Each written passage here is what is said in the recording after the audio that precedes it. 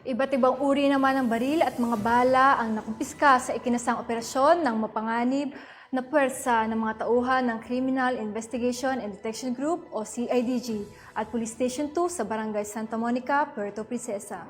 Ang report mula kay Patrolwoman Abigail Datu. Nakumpiska ng mga otoridad ang iba't ibang uri ng mga baril at mga bala sa dalawang kalalakihan sa Purok Magalang, Barangay Santa Monica, Puerto Princesa City, pasado alas 10 ng gabi, ika-26 ng Pebrero taong kasalukuyan.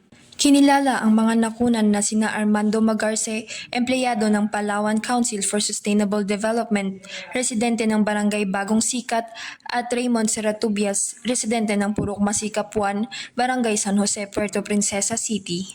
Sa pangungunan ng CIDG Palawan at Police Station 2, nakuha sa mga suspek ang iba't ibang uri ng hindi lisensyadong mga baril at mga bala nang magsagawa ang mga ito ng buy-bust operation. Kabilang sa mga nakuha ang 1 carbine rifle, 3 short magazine for carbine rifle, 1 long magazine, 63 pieces caliber 30 live ammunition, 1 spare bat for carbine rifle, 1 caliber 45 pistol, 1 magazine for caliber 45 pistol, 8 pieces caliber 45 live ammunition, 500 pesos marked money at 59 pieces na 500 pesos budol money.